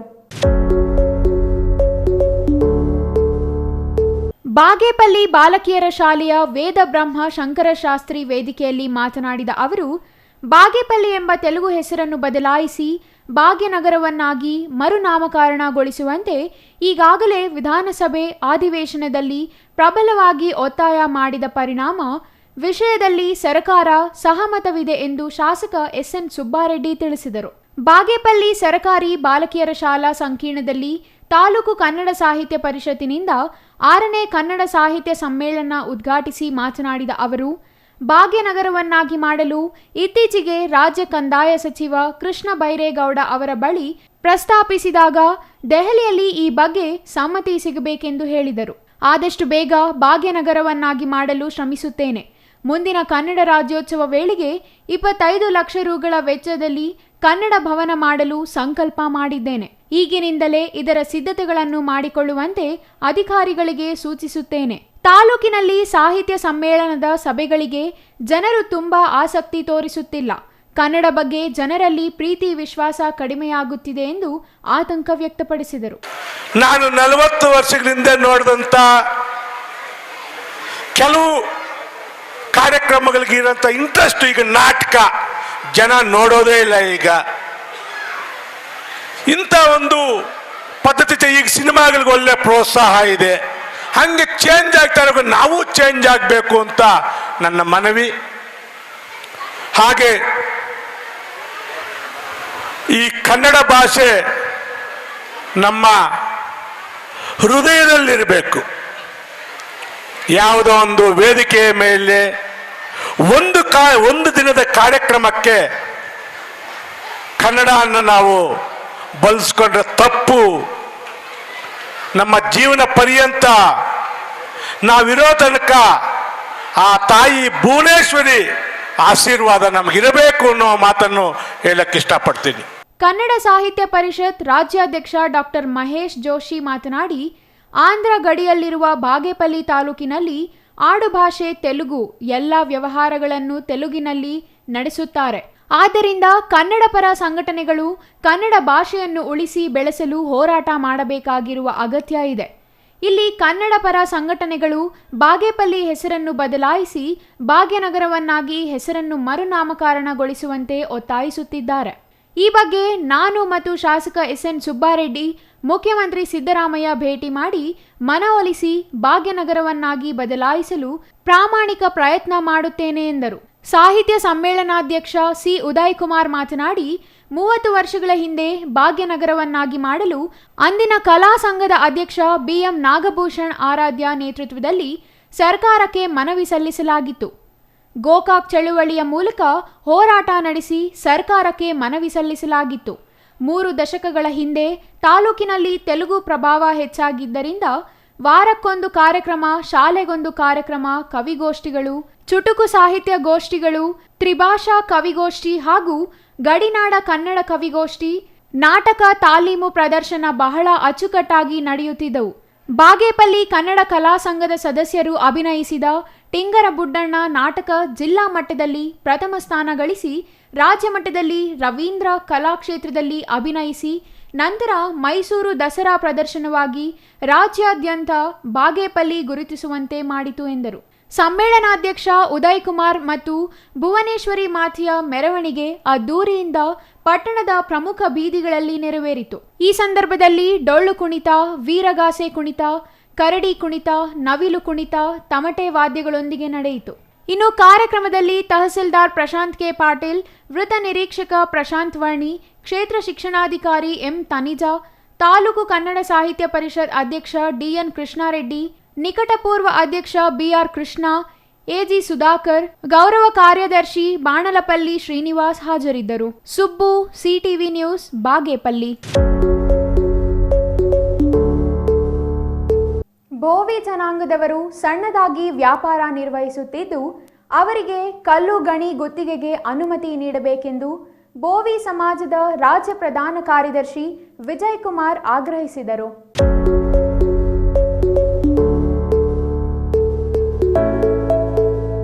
ಚಿಕ್ಕಬಳ್ಳಾಪುರದ ಪತ್ರಕರ್ತರ ಭವನದಲ್ಲಿ ಬೋವಿ ಸಮಾಜದಿಂದ ನಡೆದ ಸುದ್ದಿಗೋಷ್ಠಿಯಲ್ಲಿ ಮಾತನಾಡಿದ ಅವರು, ಬೋವಿ ಜನಾಂಗದವರಿಗೆ ಭೂಮಿ ಇರುವುದಿಲ್ಲ, ಬದಲಾಗಿ ಅವರು ವಾಸಿಸುವ ಸ್ಥಳದಲ್ಲಿ ಕಲ್ಲು ಹೊಡೆಯುವ ಕೆಲಸ ನಿರ್ವಹಿಸುತ್ತಿದ್ದು, ಕಲ್ಲು ಗಣಿ ಗುತ್ತಿಗೆ ಅನುಮತಿ ನೀಡಬೇಕು ಎಂದರು. ಚಿಕ್ಕಬಳ್ಳಾಪುರ ಉಪವಿಭಾಗದ ತಾಲೂಕುಗಳಲ್ಲಿ ಕಲ್ಲು ಗಣಿಗೆ ಜಾಗ ಇರುತ್ತದೆಯೋ ಆಯಾ ಸ್ಥಳದವರು ಅರ್ಜಿಯನ್ನು ನಕ್ಷೆ ಮತ್ತು ಆರ್ಟಿಸಿಯೊಂದಿಗೆ ಸಲ್ಲಿಸುತ್ತಾರೆ. ಅಂತಹ ಅರ್ಜಿಯನ್ನು ಅರ್ಹತೆಯೊಂದಿಗೆ ಕಲ್ಲು ಗಣಿಗಾರಿಕೆ ನಡೆಸಲು ಅನುಮತಿ ಮಾಡಿಕೊಡಬೇಕು. ಪ್ರತಿ ವರ್ಷ ಬಜೆಟ್ನಲ್ಲಿ ಬೋವಿ ಜನಾಂಗದ ಜನಸಂಖ್ಯೆಗೆ ತಕ್ಕಂತೆ ಪ್ರತ್ಯೇಕ ಹಣ ಮೀಸಲು ಕೈಗಾರಿಕಾ ಅಭಿವೃದ್ಧಿ ನಿಗಮದಿಂದ ಕಲ್ಲು ಗಣಿಗಾರಿಕೆ ಮಾಡುವ ಸಮುದಾಯದವರೆಗೆ ಸಾಮಗ್ರಿಗಳನ್ನು ಉಚಿತವಾಗಿ ನೀಡಬೇಕು ಎಂದು ಒತ್ತಾಯಿಸಿದರು. ಬೋವಿ ಜನಾಂಗಕ್ಕೆ ರಕ್ಷಣೆ ಕೊಡುವಲ್ಲಿ ಪೊಲೀಸ್ ಇಲಾಖೆ ವಿಫಲವಾಗಿದ್ದು, ಘಟನೆಗಳು ಸಂಭವಿಸಿದಾಗ ರಕ್ಷಣೆಗೆ ತಕ್ಷಣ ಬರಬೇಕು ಎಂದು ಆಗ್ರಹಿಸಿದರು. ಆ ಒಂದು ಕಸುಬು ಮಾಡ್ಕೊಂಡು ಜೀವನ ಮಾಡ್ತಾ ಇರ್ತಕ್ಕಂಥ ಈ ಒಂದು ಬೋವಿ ಸಮಾಜ ಅಲ್ಲಲ್ಲಿ ಅರ್ಧ ಎಕರೆ 1 ಎಕರೆ ಈ ಬೆಟ್ಟಗಳ ಪಕ್ಕದಲ್ಲಿ ಅಲ್ಲಲ್ಲಿ ಅವರು ಸುಮಾರು 40, 50, 70, 100 ವರ್ಷಕ್ಕೆ ಸುಮಾರು ವರ್ಷಗಳಿಂದ ಕೂಡ ಹೊಡ್ಕೊಂಡು ಬರ್ತಾಯಿದ್ರು. ಹಠಾತ್ತಾಗಿ ಏನಾಯಿತು, ಈ ಚಿಕ್ಕಬಳ್ಳಾಪುರ ಜಿಲ್ಲೆಯಲ್ಲಿ ದೊಡ್ಡ ಮಟ್ಟದಲ್ಲಿ ಈ ಬೇರೆ ಬೇರೆ ಕಡೆಯಿಂದ ಬಲಿಷ್ಠರು ಅಂದರೆ ಬೆಂಗಳೂರು ಇರ್ಬೋದು, ನಾರ್ತ್ ಇಂಡಿಯಾದವರು ಇರ್ಬೋದು, ಇತರೆ ಬೇರೆ ಬೇರೆ ಕಡೆಯಿಂದ ಬಂದು ಯಾರು ಕಲ್ಲು ಹೊಡಿತಾ ಇದ್ದಾರೆ ಅವರ ಒಂದು ಜಮೀನು, ಅವರ ಒಂದು ಬಂಡೆಗೆ ಹೊಸ ಸ್ಕೆಚ್ಗಳನ್ನ ಹಾಕ್ಕೊಳ್ಳೋದು. ಆ ಸ್ಕೆಚ್ಚಲ್ಲಿ ಯಾರಿದ್ದಾರೆ ಅವ್ರ ಮೇಲೆ ಕಂಪ್ಲೇಂಟ್ ಹಾಕ್ಬಿಡೋದು. ಏನಂತ, ಈಗ ನೀವು ಈ ಒಂದು ಬಂಡೆ ಬಂದುಬಿಟ್ಟು ನಾವು ಗೌರ್ಮೆಂಟಿಂದ ದಾಖಲೆ ಮಾಡ್ಕೊಂಡ್ಬಿಟ್ಟಿದ್ದೀವಿ, ನೀವು ಖಾಲಿ ಮಾಡಿ ಅನ್ನೋದು. ಅವ್ರಿಗೆ ಏನೂ ಗೊತ್ತಿರಲ್ಲ. ಈ ಬೋವಿ ಸಮಾಜದ ಯಾರು ಕಲ್ಲು ಹೊಡಿತಾ ಇರ್ತಾರೆ ಅವ್ರಿಗೆ ಗೊತ್ತೇ ಇರೋದೇ ಇಲ್ಲ, ಏನೂ ಗೊತ್ತಿರಲ್ಲ. ನಮ್ಮದು ಈ ಜಾಗ ನಮ್ಮದು ಸುಮಾರು 50 ವರ್ಷದಿಂದ ಹೊಡಿತಾ ಇದ್ದೀವಿ, ನಾವು ಈ ಜಾಗದಲ್ಲಿ ನಾವು ಕೆಲಸ ಮಾಡಬೇಕು ಅನ್ನೋ ಒಂದು ಕಾನ್ಸೆಪ್ಟಲ್ಲೇ ಇದ್ದಾರೆ. ಆದರೆ ಇಲ್ಲಿ ಏನಾಗಿದೆ, ಮೈನ್ಸ್ ಅಧಿಕಾರಿಗಳು, ಅಲ್ಲಿರ್ತಕ್ಕಂಥ ಜೈಗಳು ಮತ್ತು ಜಿಲ್ಲಾಧಿಕಾರಿಗಳ ಕಚೇರಿಯಲ್ಲಿ ಮತ್ತು ಇಲ್ಲಿ AC ರೆವಿನ್ಯೂಯಲ್ಲಿ ಮತ್ತು ಫಾರೆಸ್ಟ್ ಇಲಾಖೆಯಲ್ಲಿ ಮತ್ತು ವಿಶೇಷವಾಗಿ ಪೊಲೀಸ್ ಇಲಾಖೆ ಇವೆಲ್ಲ ರೀತಿಯಲ್ಲಿ ನೋಡ್ತಾ ಇದ್ದಾಗ ಇಡೀ ಸಮಾಜಕ್ಕೆ ಭಾಳ ಅನ್ಯಾಯ ಆಗ್ತಾ ಇದೆ.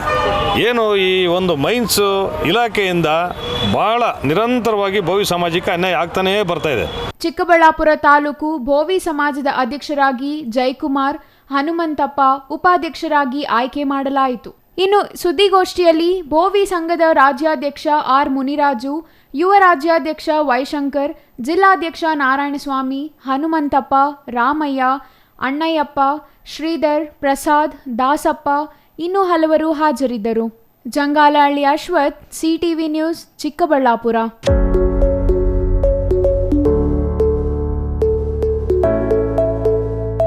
ಸುಖಕರ ಪ್ರಯಾಣಕ್ಕಾಗಿ ಅಶ್ವಮೇಧ ಹೆಸರಿನಲ್ಲಿ ನೂತನ ಬಸ್ಗಳಿಗೆ ಚಿಕ್ಕಬಳ್ಳಾಪುರ ಜಿಲ್ಲಾಧಿಕಾರಿ ರವೀಂದ್ರ ಅವರು ಚಾಲನೆ ನೀಡಿದ್ದಾರೆ.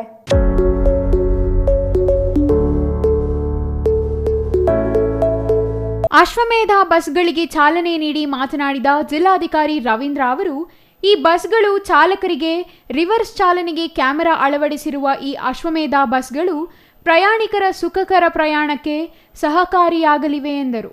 ಈ ವರ್ಷದಲ್ಲಿ ಚಿಕ್ಕಬಳ್ಳಾಪುರ ರಾಜ್ಯ ರಸ್ತೆ ಸಾರಿಗೆ ಸಂಸ್ಥೆಯ ವಿಭಾಗದಲ್ಲಿ ಉತ್ತಮ ಸೇವೆ ಸಲ್ಲಿಸಲಾಗುತ್ತಿದೆ. ಈ ಭಾಗದ ಪ್ರಯಾಣಿಕರು ಬಹುಬೇಗ ರಾಜಧಾನಿಗೆ ತಲುಪಲು ಅಶ್ವಮೇಧ ಬಸ್ಗಳು ಸಹಕಾರಿಯಾಗಲಿವೆ ಎಂದರು. ಜಿಲ್ಲಾ ಉಸ್ತುವಾರಿ ಸಚಿವರು ಚಿಂತಾಮಣಿಯಲ್ಲಿ ಅಶ್ವಮೇಧ ಕ್ಲಾಸಿಕ್ ಬಸ್ಗಳಿಗೆ ಚಾಲನೆಯನ್ನು ಈಗ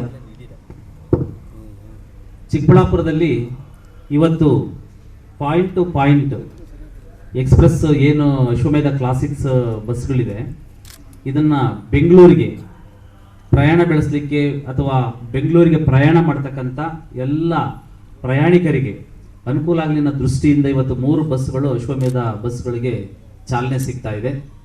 ಹಾಗೆಯೇ ಒಂದು ಚಿಕ್ಕಬಳ್ಳಾಪುರ ಟು ಧರ್ಮಸ್ಥಳ ಒಂದು ಹೊಸ ರೂಟನ್ನು ಕೂಡ ಇವತ್ತು ಚಾಲನೆಯನ್ನು ಕೊಡಲಿಕ್ಕೆ ಹಮ್ಮಿಕೊಂಡಿರ್ತಕ್ಕಂಥ ಈ ಕಾರ್ಯಕ್ರಮದಲ್ಲಿ ಭಾಗಿಯಾಗಿರ್ತಕ್ಕಂಥ ಹಾಗೂ ಈ ಎಲ್ಲ ಕಾರ್ಯಕ್ರಮದ ನೇತೃತ್ವ ಮತ್ತು ಉಸ್ತುವಾರಿಯನ್ನು ಜವಾಬ್ದಾರಿಯುತವಾಗಿ ನಡೆಸಿ ಎಲ್ಲ ಪ್ರಯಾಣಿಕರಿಗೆ ಅನುಕೂಲವನ್ನು ಒದಗಿಸಿರ್ತಕ್ಕಂಥ KSRTC DC ಅವರಾಗಿರ್ತಕ್ಕಂಥ ಹರ್ಷವರ್ಧನ್ ನಾಯ್ಡು ಅವರೇ. ಪ್ರಯಾಣಿಕರೇ ನಮ್ಮ ದೊರೆ ಎಂದ ಚಿಕ್ಕಬಳ್ಳಾಪುರ ಜಿಲ್ಲಾಧಿಕಾರಿಗಳು ನಮ್ಮ ಚಿಕ್ಕಬಳ್ಳಾಪುರ ವಿಭಾಗ ರಾಜ್ಯ ರಸ್ತೆ ಸಾರಿಗೆ ಸಂಸ್ಥೆಯ ಬಸ್ಗಳ ಚಾಲಕರ ಬೆಂಬಲದಿಂದ ಡೀಸೆಲ್ ಉಳಿತಾಯ ಮಾಡಿ ನಿಗಮಕ್ಕೆ ಲಾಭ ತಂದಿರುವುದಾಗಿ ಹೇಳಿದರು. ಈ ವಿಭಾಗಕ್ಕೆ ಉತ್ತಮ ಪ್ರಶಂಸೆ ಪುರಸ್ಕಾರ ದೊರೆತಿದೆ ಎಂದು ರಾಜ್ಯ ರಸ್ತೆ ಸಾರಿಗೆ ಸಂಸ್ಥೆಯ ಚಿಕ್ಕಬಳ್ಳಾಪುರ DC ತಿಳಿಸಿದರು. Jangalahalli Ashwath, CTV news, Chikkaballapur.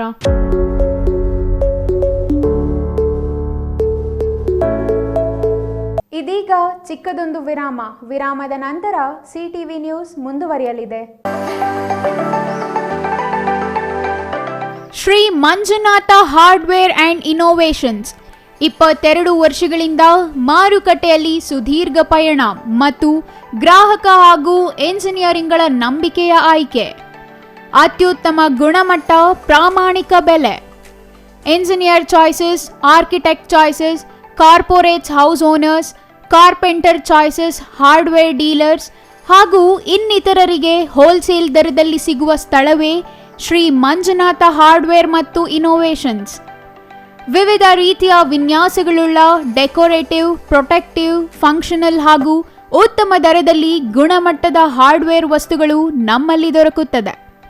ವಿಳಾಸ: ರಿಲಯನ್ಸ್ ಪೆಟ್ರೋಲ್ ಬಂಕ್ ಹತ್ತಿರ, BB ರಸ್ತೆ, ಚಿಕ್ಕಬಳ್ಳಾಪುರ. ಮೊಬೈಲ್ ಸಂಖ್ಯೆ 9739393927, ಮತ್ತೊಂದು ಸಂಖ್ಯೆ 9008680303.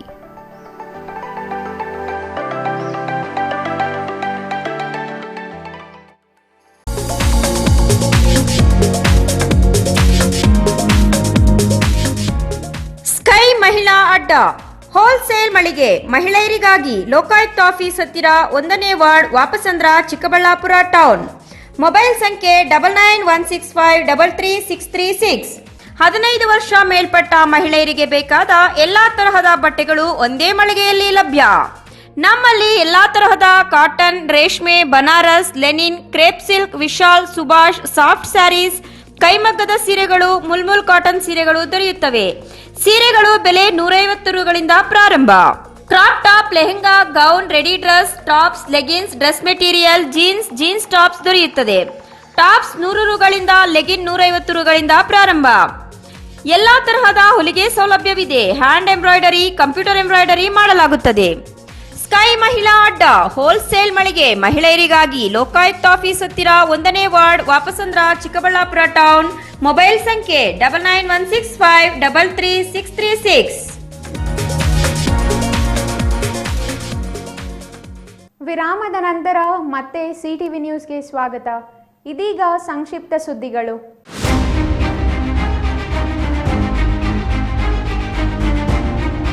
ರಾಜಘಟ್ಟ ಗ್ರಾಮದ ರಕ್ಷಣೆಗೆ ಮುಂದಾಗಿರುವ ಯುವಕರ ಗುಂಪು ಕೈಯಲ್ಲಿ ದೊಣ್ಣೆ ಹಿಡಿದು ಕಾವಲು ಕಾಯುತ್ತಿದ್ದಾರೆ.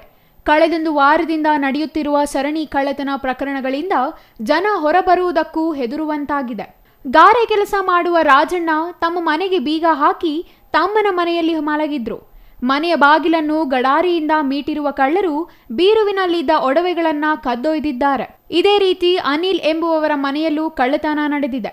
ಮನೆಗೆ ಬೀಗ ಹಾಕಿದ ಅನಿಲ್ ಕುಟುಂಬ ಸಂಬಂಧಿಕರ ಮನೆಗೆ ಹೋಗಿದ್ರು. ಈ ವೇಳೆ ಮನೆಯ ಬಾಗಿಲು ಒಡೆದು ಒಳನುಗ್ಗಿ ಚಿನ್ನಾಭರಣದೊಂದಿಗೆ ಪರಾರಿಯಾಗಿದ್ದಾರೆ. ಗಾರೆ ಓಬಳೇಶ್ ರವರ ಮನೆಯ ಮುಂದೆ ನಿಲ್ಲಿಸಿದ ಬೈಕ್ ಕಳ್ಳರ ಪಾಲಾಗಿದೆ. ವೆಂಕಟಸ್ವಾಮಿ ಮತ್ತು ರಾಜಣ್ಣನವರ ಕುರಿ ಮತ್ತು ಮೇಕೆಗಳು ಕಳುವಾಗಿದೆ.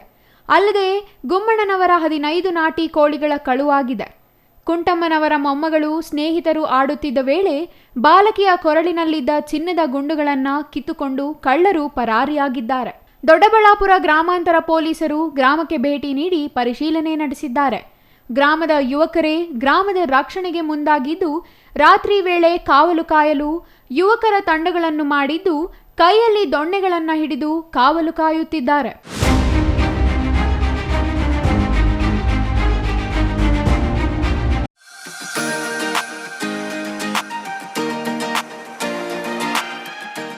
ಮಾಲೂರು ತಾಲೂಕಿನ ನೊಸಗೆರೆ ಗ್ರಾಮ ಪಂಚಾಯಿತಿ ನೂತನ ಅಧ್ಯಕ್ಷರಾಗಿ ಕಾಂಗ್ರೆಸ್ ಬೆಂಬಲಿತ PS ವಿನಯ್ ಗೌಡ ಅವಿರೋಧವಾಗಿ ಆಯ್ಕೆಯಾಗಿದ್ದಾರೆ. ಮಾಲೂರು ತಾಲೂಕಿನ ನೊಸಗೆರೆ ಗ್ರಾಮ ಪಂಚಾಯಿತಿಯ ಅಧ್ಯಕ್ಷರಾಗಿದ್ದ ಬ್ಯಾಲಹಳ್ಳಿ ಚಂದ್ರಶೇಖರ್ ಗೌಡ ಅವರು ರಾಜೀನಾಮೆ ಸಲ್ಲಿಸಿದ ಕಾರಣ ತೆರವಾದ ಅಧ್ಯಕ್ಷ ಸ್ಥಾನಕ್ಕೆ ಶನಿವಾರ ಚುನಾವಣೆ ನಿಗದಿಯಾಗಿದ್ದು, ಅಧ್ಯಕ್ಷ ಸ್ಥಾನಕ್ಕೆ ಯಾರೂ ನಾಮಪತ್ರ ಸಲ್ಲಿಸದ ಕಾರಣ ಪಿಚ್ಚಗುಂಟ್ರಹಳ್ಳಿ ಸದಸ್ಯ PS ವಿನಯ್ ಗೌಡ ಒಬ್ಬರೇ ನಾಮಪತ್ರ ಸಲ್ಲಿಸಿದ್ದು ಅಧ್ಯಕ್ಷರಾಗಿ ಅವಿರೋಧವಾಗಿ ಆಯ್ಕೆಯಾಗಿರುವುದಾಗಿ ಚುನಾವಣಾಧಿಕಾರಿ BEO ಚಂದ್ರಕಲಾ ಘೋಷಿಸಿದರು. ನೂತನ ಅಧ್ಯಕ್ಷರ ಘೋಷಣೆ ಮಾಡುತ್ತಿದ್ದಂತೆ ಅಭಿಮಾನಿಗಳು, ಕಾಂಗ್ರೆಸ್ ಮುಖಂಡರು, ಸ್ನೇಹಿತರು ಪಟಾಕಿ ಸಿಡಿಸಿ ಹೂಮಾಲೆ ಹಾಕಿ ಸಿಹಿ ಹಂಚುವ ಮೂಲಕ ಅಭಿನಂದನೆ ಸಲ್ಲಿಸಿ ಸಂಭ್ರಮ ಆಚರಿಸಿದರು.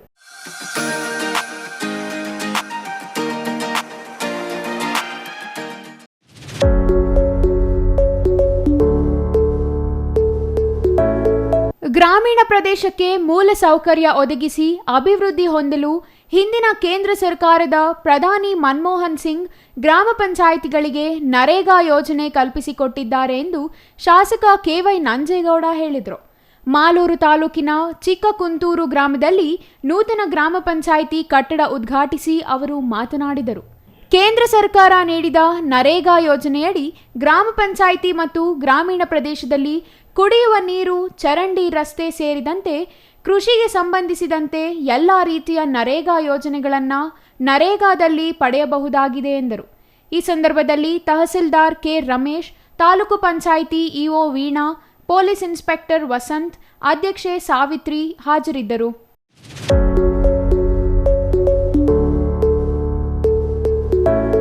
ಕೊನೆಯದಾಗಿ ಮತ್ತೊಮ್ಮೆ ಮುಖ್ಯಾಂಶಗಳು.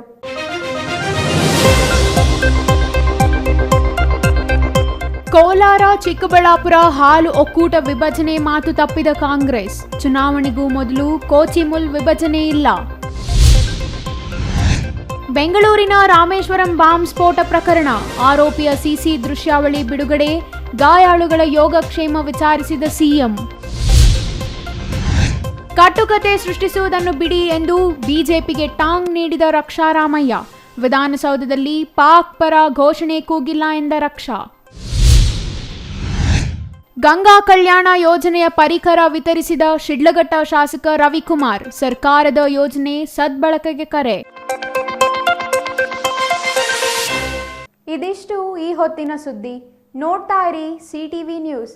ಇದು ನಿಮ್ಮ ಜೊತೆಗಾರ.